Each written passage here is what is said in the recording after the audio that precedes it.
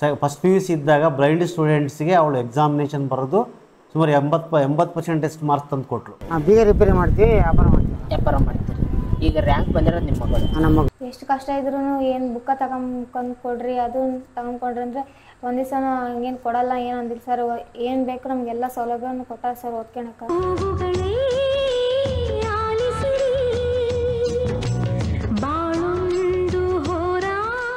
ಸ್ನೇಹಿತರೆ ನಮಸ್ಕಾರ. ಇವತ್ತು ನಾನು ಕೊಟ್ಟೂರಲ್ಲಿದ್ದೀನಿ. ಕೊಟ್ಟೂರು, ವಿಜಯನಗರ ಜಿಲ್ಲೆ ಕೊಟ್ಟೂರಲ್ಲಿದ್ದೀನಿ.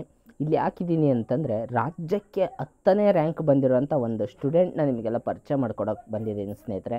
ಆ ಸ್ಟೂಡೆಂಟ್ ಜೊತೆಗೆ ಅವರ ಮನೆ ಪರಿಸ್ಥಿತಿ, ಅವಳ ಕಥೆನ ಇವತ್ತು ನಾನು ನಿಮ್ಮ ಮುಂದೆ ಹೇಳಕ್ಕೆ ಹೊರಡ್ತಾ ಇದ್ದೀನಿ ಸ್ನೇಹಿತರೆ. ಬನ್ನಿ. ಇವತ್ತು ರಾಜ್ಯಕ್ಕೆ 10ನೇ ರ್ಯಾಂಕ್ ಬಂದಿರೋ ಶಾಲಿನಿ ನನ್ನ ಜೊತೆಗಿದ್ದಾಳೆ. ನೋಡಿ, ಒಂದು ಸರ್ಕಾರಿ ಗೌರ್ಮೆಂಟ್ ಕಾಲೇಜಲ್ಲಿ ಓದಿ ಇವತ್ತು ರಾಜ್ಯಕ್ಕೆ 10ನೇ ರ್ಯಾಂಕ್ ಅಂತಂದರೆ ನಿಜವಾಗ್ಲೂ ಅದ್ಭುತ ಸಾಧನೆ ಸ್ನೇಹಿತರೆ. ಬನ್ನಿ ಅವ್ರ ತಂದೆ ತಾಯಿನ ಮಾತಾಡ್ಸೋಣ, ಶಾಲಿನಿನ ಮಾತಾಡ್ಸೋಣ. ಈ ಸಾಧನೆಗೆ ಶಾಲಿನಿ, ಕಂಗ್ರ್ಯಾಚುಲೇಷನ್ ಅಮ್ಮ. Thank you sir. ಬಾಮ್ಮ ಹೋಗೋಣ. ಹೇಳ್ಬಿಟ್ಟು 10ನೇ ರ್ಯಾಂಕ್ ಬಂದಿದೆಯಾ, ಈಗ ಏನು ಅನ್ನಿಸ್ತಾ ಇದೆ? ತುಂಬ ಖುಷಿ ಆಗತ್ತೆ ಸರ್. ಇದಕ್ಕೆಲ್ಲ ಕಾರಣ ನಮ್ಮಮ್ಮ ಸರ್. ನನಗೆ ಓದಕ್ಕೆ ಸ್ಫೂರ್ತಿ ಅಂದರೆ ನಮ್ಮ ತಾಯಿ ಸರ್. ಹುಡ್ದಾಗ್ಲಿಂದನೂ ಕಷ್ಟ ನೋಡ್ಕೊಂತಾನೆ ಬಂದಿವಿ. ಅವಾಗ್ಲಿಂದನೂ ನಮ್ಮ ಅಪ್ಪ ಅಮ್ಮ ಇಲ್ಲಿ 12 ವರ್ಷದವರೆಗೂ ಅಷ್ಟು ಕಷ್ಟಪಟ್ಟು ಓದ್ಸರ್ ಸರ್. ಇನ್ನು ಮುಂದೆ ಇವಾಗ ಫಸ್ಟ್ ಯಾವ್ದಾದ್ರು ಕೆಲಸ ಮಾಡ್ಕೊಂತ ಹರಪನಹಳ್ಳಿ ಕಾಲೇಜಿಗೆ BA ಹಚ್ಚಕ್ಕೆ ಸರ್. ಹಚ್ಚಿ ಆಮೇಲೆ ಕೆಲ್ಸಕ್ಕೆ ಅಪ್ಲಿಕೇಶನ್ ಹಾಕಕ್ಕೆ ಸರ್. ಯಾವ್ದಾದ್ರು ಒಂದು ಕೆಲಸ ಬರತ್ತಂತ ನಂಬಿಕೆ ಐತೆ ಸರ್. ಕೆಲಸ ಬಂದರೆ ಆ ಕೆಲಸ ಮಾಡ್ಕೊಂತಾನೆ ಡಿಗ್ರಿ ಕಂಪ್ಲೀಟ್ ಮಾಡಕ್ಕೆ ಸರ್. BA ಕಂಪ್ಲೀಟ್ ಮಾಡಿದಾದ್ಮೇಲೆ ಕಂಪ್ಲೀಟ್ ಮಾಡ್ಕೊಂತಾನೆ ಆ ಕೆಲಸ ಮಾಡ್ಕೊಂತಾನೆ ಇದು ಮನೆ ಯಾವ್ದಾರ ಸೈಟ್ ತಗೊಂಡು ದೊಡ್ಡ ಮನೆ ಕಟ್ಸಿ ನಮ್ಮ ಅಮ್ಮ ಗಿಫ್ಟ್ ಕೊಡಕ್ಕಂತ ಆಸೆ ಐತೆ ಸರ್. ನಮ್ಮ ಅಪ್ಪ ಅಮ್ಮನ ಚೆನ್ನಾಗಿ ನೋಡ್ಕೊಳಕ್ ಸರ್. ಆಮೇಲೆ ಅದಾದ್ಮೇಲೆ ನನ್ಗೆ ಲಾಯರ್ ಓದಕ್ಕಂತ ಆಸೆ ಐತೆ ಸರ್. ಆಮೇಲೆ ಕೆಲಸ ಮಾಡ್ಕೊಂತಾನೆ ಆಮೇಲೆ ಲಾಯರ್ ಓದಕ್ಕಂತ ಸರ್. ಇಷ್ಟು ದಿನ ಕಷ್ಟ ಕೊಟ್ಟಿರಲ್ಲ ಸರ್, ಸಾಕು ಸರ್. ಇಷ್ಟ ಕಷ್ಟ ಇನ್ನೂ ಓದಕ್ಕೆ ಕಷ್ಟ ಕೊಡಕ್ಕೆ ಇಷ್ಟ ಇಲ್ಲ ಸರ್. ಪರವಾಗಿಲ್ಲ, ಅಳಬೇಡ.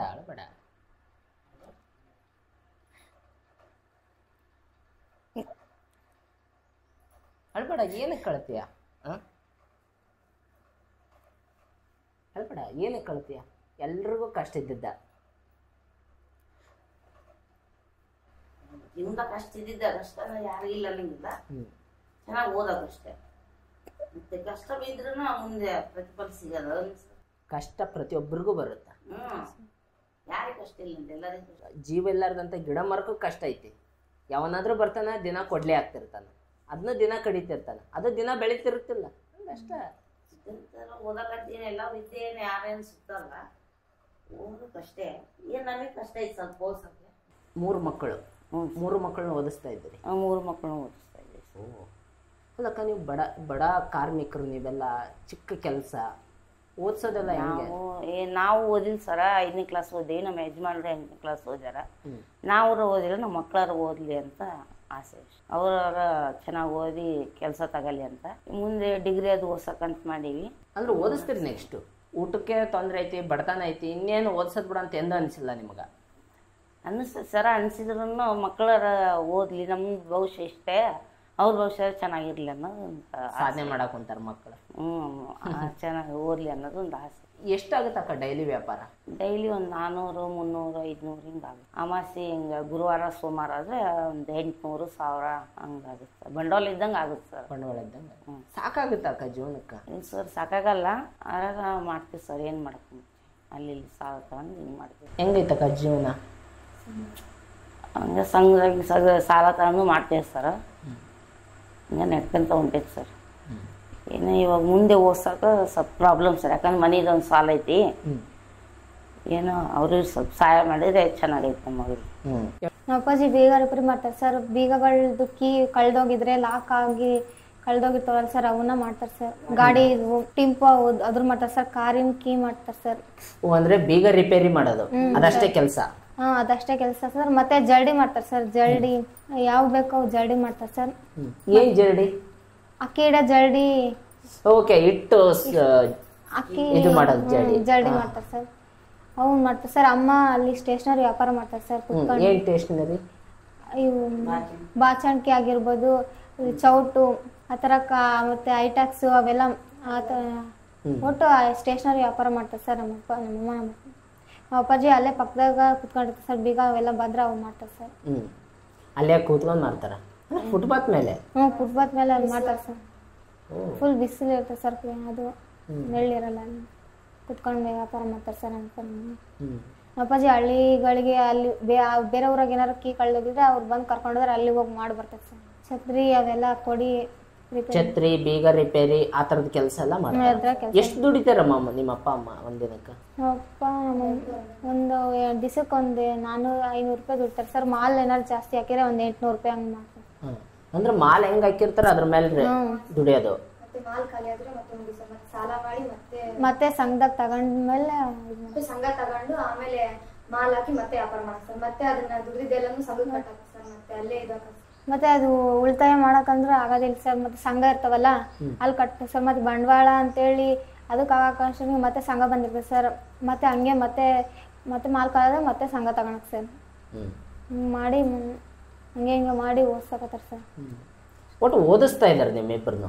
ಸರ್ ಚೆನ್ನಾಗಿ ಓದಿಸ್ತಾ ಇದ್ದಾರೆ, ಎಂದೂ ಕಡಿಮೆ ಮಾಡಿಲ್ಲ.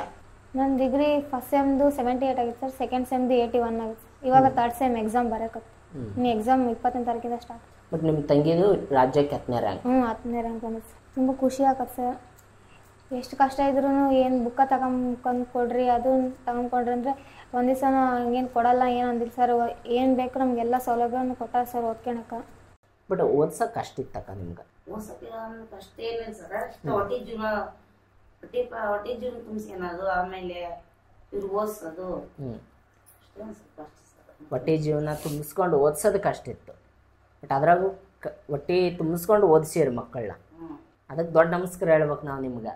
ಹೇಳಮ್ಮ, ನೆಕ್ಸ್ಟ್ ಆಗಿದ್ರೆ ಲಾ ಮಾಡ್ಬೇಕು ಅಂದ್ಕೊಂಡಿದ್ದೀಯ? ನಾನೇ ಕೆಲಸ ಮಾಡ್ಕೊಳಕ್ಕಂತ ಇಷ್ಟ ಐತೆ ಸರ್. ಫಸ್ಟ್ ಕೆಲಸ ಮಾಡ್ಕೊಂತಾನೆ BA ಮಾಡ್ಕೊಂಡು ಆಮೇಲೆ ಕೆಲಸಕ್ಕೆ ಅಪ್ಲಿಕೇಶನ್ ಹಾಕಿ ಕೆಲಸ ಸಿಕ್ಕಿದ್ಮೇಲೆ ಆ ಕೆಲಸ ಮಾಡ್ಕೊಂತಾನೆ ಆಮೇಲೆ ಎಲ್ಲ ಜೀವನ ಎಲ್ಲ ಸರಿ ಮಾಡ್ಕೊಂಡು ಆಮೇಲೆ ಲೈಫ್ ಸೆಟ್ಲ್ ಆದ್ಮೇಲೆ ಆಮೇಲೆ ಸ್ವಲ್ಪ ಓದಕ್ಕೆ. ಸೊ ಹೆಂಗೆ ಮಾಡ್ತಿದ್ದಿ ಸ್ಟಡೀಸ್ ಎಲ್ಲ? ಹೆಂಗೆ ಮಾಡ್ತಿದ್ದಮ್ಮ? ಎಷ್ಟು ಗಂಟೆಗೆ ಎದ್ದೇಳ್ತಿದ್ದಿ ಬೆಳಿಗ್ಗೆ? ಬೆಳಗ್ಗೆ 4 ಗಂಟೆ ಇಲ್ಲ 3 ಗಂಟೆಗೆ ಎದ್ದೇಳ್ತಿದ್ದೆ ಸರ್. ರಾತ್ರಿ ಬೇಗ ಮಲ್ಕೊಂತಿದ್ದೆ ಸರ್ 10:30 ಒಳಗೆ. ಮತ್ತು ನಮ್ಮ ಕಾಲೇಜ್ನಾಗಿನ ಸರ್ ಎಲ್ಲ ಫುಲ್ ಚೆನ್ನಾಗಿ ಪಾಠ ಮಾಡಿದ್ರು ಸರ್. ಅದಕ್ಕಂತಲೇ ಸಾಧ್ಯ ಆಯ್ತು ಸರ್ ಅಷ್ಟು 10ನೇ ರ್ಯಾಂಕ್ ಬರೋಕ್ಕೆ ಸರ್. ಅಂಜಿನಪ್ಪ ಸರು ಮತ್ತು ವಿಜಯಲಕ್ಷ್ಮಿ ಮಿಸ್ಸು, ಬಸವರಾಜ್ ಸರು, ಶಿವಕುಮಾರ್ ಸರು, ಮತ್ತು ಶಿಲ್ಪಾ ಮಿಸ್ಸು, ಸಿದ್ದೇಶ್ ಸರು, ವಿರೂಪಾಕ್ಷ ಸರ್ ಅವರೆಲ್ಲ ಚಂದ ಪಾಠ ಮಾಡಿದ್ದಕ್ಕೆ ಇದೆಲ್ಲ ಸಾಧ್ಯ ಆಗೈತೆ ಸರ್. ಈಗೆಲ್ಲ ಏನಂತ ಇದಾರೆ? ಇವಾಗೆಲ್ಲ ಖುಷಿ ಪಡಕತ್ತಾರೆ ಸರ್ ಅವರೆಲ್ಲ. ಪಡ್ತಾ ಇದ್ದಾರೆ. ಹ್ಞೂ ಸರ್. ಸರ್ ಹೇಳಿ ಸರ್, ನಿಮ್ಮ ಸ್ಟೂಡೆಂಟ್ ಬಗ್ಗೆ ರಾಜ್ಯಕ್ಕೆ 10ನೇ ರ್ಯಾಂಕು ಹೇಳಿ ಸರ್. ಈಗ ಜೆ ಶಾಲಿನಿ, ತಂದೆ ನಾಗರಾಜು, ತಾಯಿ ವಿಶಾಲಾಕ್ಷಿ ಅಲ್ಲಮ್ಮ. ಈ ವಿದ್ಯಾರ್ಥಿನಿ ಬಹುಶಃ ನಮ್ಮ ಕಾಲೇಜು ಕಂಡಂಥ ಅತ್ಯಂತ ಪ್ರತಿಭಾನ್ವಿತ ವಿದ್ಯಾರ್ಥಿನಿ.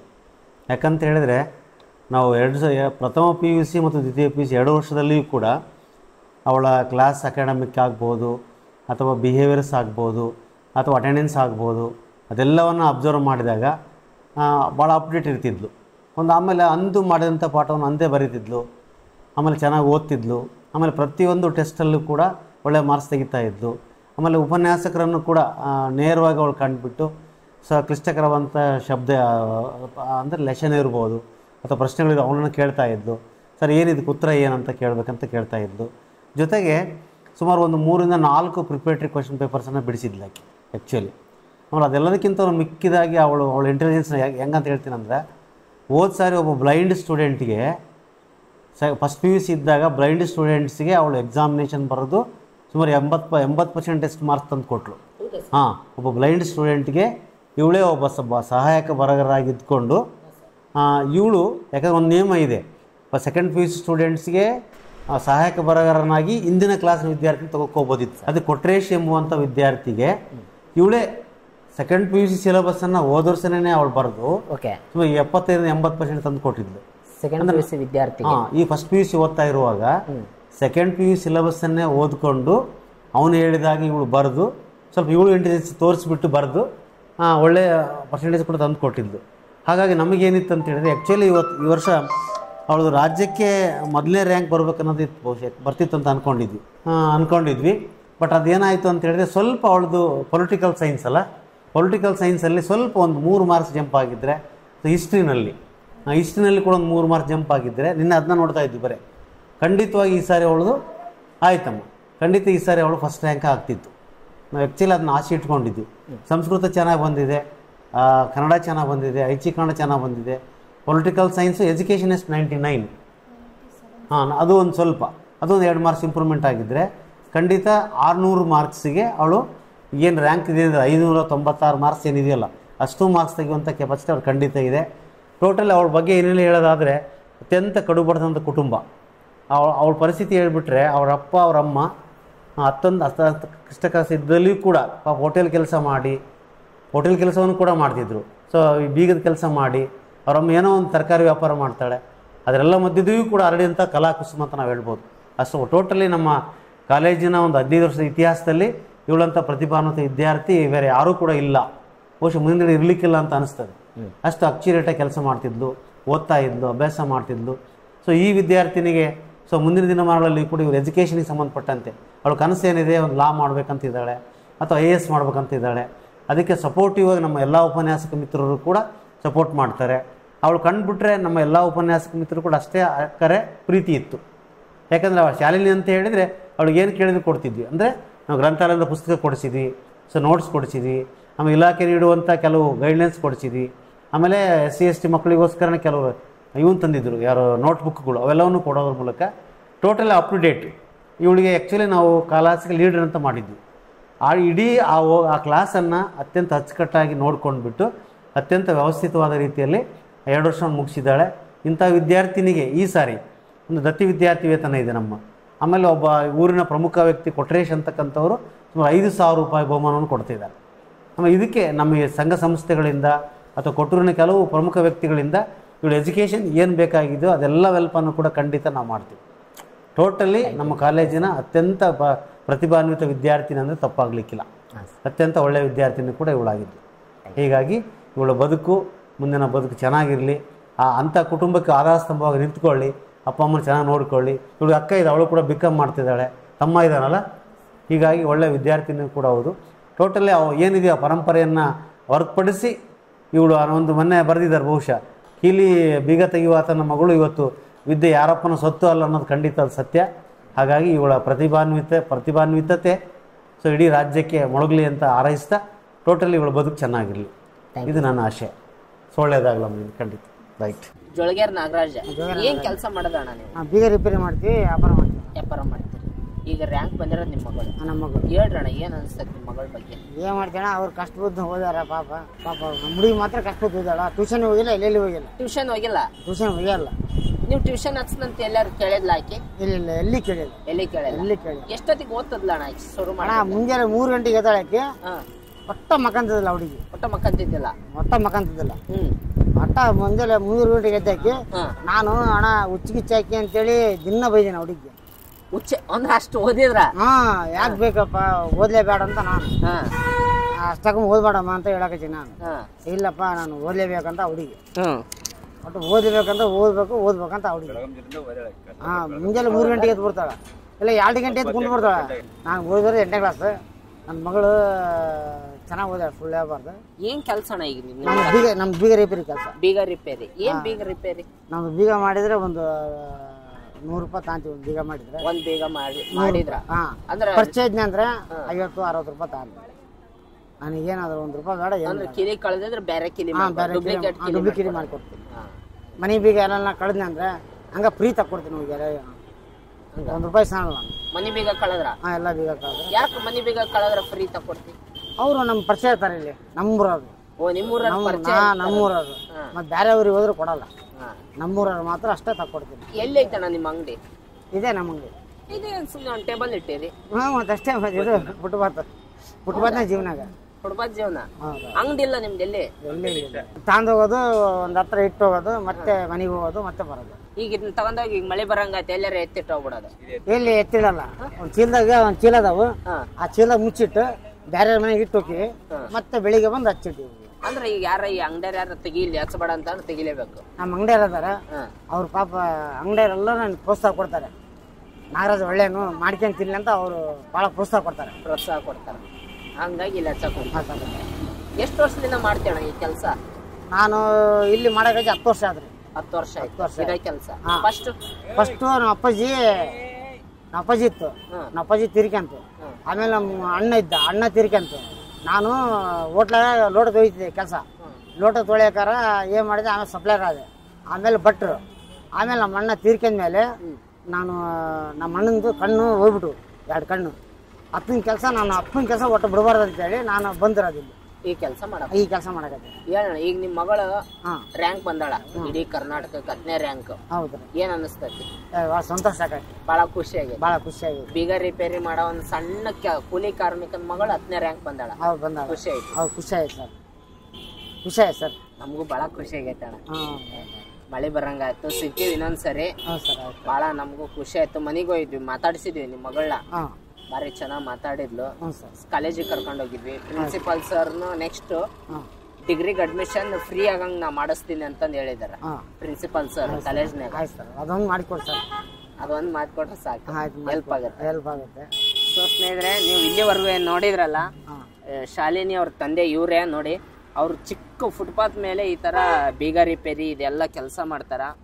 ಶಾಲಿನಿಗೆ ಓದುವಂತ ಆಸೆ ತುಂಬಾನೇ ಇದೆ. ಸೊ ಹಂಗಾಗಿ ಅವಳಿಗೆ ಸ್ವಲ್ಪ ನೆರವು ಬೇಕು. ಅದಕ್ಕೋಸ್ಕರ ನಾನು ಶಾಲಿನಿದ ಅಕೌಂಟ್ ನಂಬರ್ ಕೊಟ್ಟಿರ್ತೀನಿ, ಕಾಂಟ್ಯಾಕ್ಟ್ ಡೀಟೇಲ್ಸ್ ಕೊಟ್ಟಿರ್ತೀನಿ. ಸ್ನೇಹಿತರೆ, ನಿಮ್ಮಲ್ಲಿ ಯಾರಾದರೂ ಆ ಮಗುಗೆ ಏನಾದರೂ ಸಹಾಯ ಮಾಡ್ಬೇಕಂತ ಮನಸ್ಸಿದ್ರೆ ದಯವಿಟ್ಟು ಒಂದ್ಸರಿ ಕಾಂಟ್ಯಾಕ್ಟ್ ಮಾಡಿ. ಆ ಮಗು ಇಡೀ ರಾಜ್ಯಕ್ಕೆ 10ನೇ ರ್ಯಾಂಕ್ ಬಂದಿದೆ. ಭಾಳ ಖುಷಿಯಾದಂಥ ವಿಷಯ. ನಮ್ಮ ಕೊಟ್ಟೂರನ್ನ ನೋಡಿ, ನಮ್ಮ ನಾಗರಾಜ್ ಅಣ್ಣವ್ರು ಈ ಥರ ಚಿಕ್ಕ ಪುಟ್ಟ ಕಾರ್ಮಿಕರ ಮಗಳು ಈ ಥರ ಬಂದಿರೋದು ನಮ್ಗಂತ ತುಂಬಾ ಖುಷಿ. ಸ್ನೇಹಿತರೆ, ನಿಮ್ಗೇನಾದ್ರು ಸಹಾಯ ಮಾಡ್ಬೇಕಂದಿದ್ರೆ ಕಾಂಟ್ಯಾಕ್ಟ್ ಮಾಡಿ, ಒಂದ್ಸರಿ ಕಾಂಟ್ಯಾಕ್ಟ್ ಮಾಡಿ ಮಾತಾಡಿ ನೆಕ್ಸ್ಟ್ ಅದಾದ್ಮೇಲೆ ನೀವೇನಾದ್ರು ಸಹಾಯ ಮಾಡಂಗಿದ್ರೆ ಮಾಡಿ. ಎಷ್ಟೋ ಜನ ತಮ್ಮ ಬಡತನ ಇದೆ ಮನೆಯಲ್ಲಿ, ಇಲ್ಲ ನನ್ನ ಕೈಲಿ ಆಗಲ್ಲ, ನನಗೆ ಬುಕ್ ಕೊಡಿಸಿಲ್ಲ, ಇಲ್ಲ ಏನೋ ಒಂದು ನೆಪ ಹೇಳಿ ಎಷ್ಟೋ ಮಕ್ಕಳು ಓದೋದು ಬಿಡ್ತಿರ್ತಾರೆ, ಇಲ್ಲ ಓದೋದ್ರ ಬಗ್ಗೆ ನಿರ್ಲಕ್ಷ್ಯ ತೋರ್ತಿರ್ತಾರೆ. ಇವತ್ತು ನಾವು ಶಿಕ್ಷಣದ ಮಹತ್ವವನ್ನು ಅರಿಬೇಕಾದಂಥ ಕಾರ್ಯ ಆಗಬೇಕಾಗಿದೆ. ಸ್ನೇಹಿತರೆ, ಇಲ್ಲಿ ನೋಡಿ, ಶಿಕ್ಷಣ ಅನ್ನೋದು ಎಷ್ಟು ಮುಖ್ಯ ಅನ್ನೋದು ಇವತ್ತು ಗೊತ್ತಾಗುತ್ತೆ. ಎಷ್ಟು ಬಡತನ ಇದ್ರೂ ಕೂಡ ಶಾಲಿನಿ ಕಷ್ಟಪಟ್ಟು ಓದಿದ್ದಾಳೆ. ನಮ್ಮ ಅಪ್ಪ ಅಮ್ಮ ಓದಿಸ್ತಾರೆ ಸರ್, ನಾನು ಓದಿದ್ದೀನಿ. ಬಹಳ ಖುಷಿ ಆಗುತ್ತೆ ಸ್ನೇಹಿತರೆ ಈ ಥರದ ಮಕ್ಕಳು ನೋಡಿದಾಗ. ಅವ್ರ ತಂದೆ ತಾಯಿನ ನಾವು ಮೆಚ್ಚಲೇಬೇಕು. ನಮಗೆ ಬಡತನ ಇದೆ, ನಾವು ಮಕ್ಕಳು ಓದಿಸೋದು ಬೇಡ ಅಂತ ಅವ್ರು ಎಂದೂ ಅಂದ್ಕೊಂಡಿಲ್ಲ. ಮಕ್ಕಳಿಗೆ ಏನು ಅಭ್ಯಾಸಕ್ಕೆ ಏನು ಪೂರಕ ಬೇಕು ಅದನ್ನೆಲ್ಲ ಸೌಲಭ್ಯಗಳನ್ನ ಕಲ್ಪಿಸಿಕೊಟ್ಟಿದ್ದಾರೆ. ಆ ಮಗು ಹೇಳ್ತಾ ಇತ್ತು ಮಾತಾಡ್ತಾ ಇರ್ಬೇಕಾದ್ರೆ, ಸರ್ ನಾನಿಲ್ಲ ಸರ್, ನಾನು ಡೈರೆಕ್ಟಾಗಿ BA ನಾನು ಡೈರೆಕ್ಟಾಗಿ ಮಾಡ್ತೀನಿ ಸರ್, ಡೈರೆಕ್ಟಾಗಿ ಮಾಡಿ ಅದಾದಮೇಲೆ ಕೆಲಸದ ಜೊತೆಗೆ BA ಡೈರೆಕ್ಟಾಗಿ ಮಾಡ್ತೀನಿ, ಅದಾದಮೇಲೆ ಲಾ ಮಾಡ್ತೀನಿ, ಲಾ ಆದಮೇಲೆ LLM ಮಾಡ್ತೀನಿ ಅಂತೆಲ್ಲ ಹೇಳ್ತಿತ್ತು. ಸೊ ಒಂದು ಸರಿ ನಾವು ಉದ್ಯೋಗ ಇಲ್ಲ ದುಡ್ಡು ಅಂತ ನೋಡಿದ ಮೇಲೆ ಶಿಕ್ಷಣದ ಕಡೆ ಗಮನ ಕಡಿಮೆ ಆಗುತ್ತೆ ಸ್ನೇಹಿತರೆ. ಸೊ ಹಂಗಾಗಿ ಆ ಪಾಪು ಕೆಲಸ ಮಾಡೋದು ಬೇಡ ಅಂತ ನನಗೆಲ್ಲೋ ಒಂದು ಕಡೆ ಅನಿಸುತ್ತೆ. ಸೊ ಹಂಗಾಗಿ ನೀವೇನಾದರೂ ಕಾಲೇಜ್ ಅಡ್ಮಿಷನ್ಗೆ ಇಲ್ಲ ಈ ಥರದ್ದು ಏನಾದರೂ ಹೆಲ್ಪ್ ಮಾಡ್ಬೇಕಂತಂದರೆ ದಯವಿಟ್ಟು ಅವ್ರದ್ದು ಡಿಸ್ಕ್ರಿಪ್ಷನ್ಗೆ ನಾನು ಡೀಟೇಲ್ಸ್ ಕೊಟ್ಟಿರ್ತೀನಿ ಸ್ನೇಹಿತರೆ, ಒಂದ್ಸರಿ ಚೆಕ್ ಮಾಡಿ ನೀವು. ಭಾಳ ಖುಷಿ ಆಯಿತು.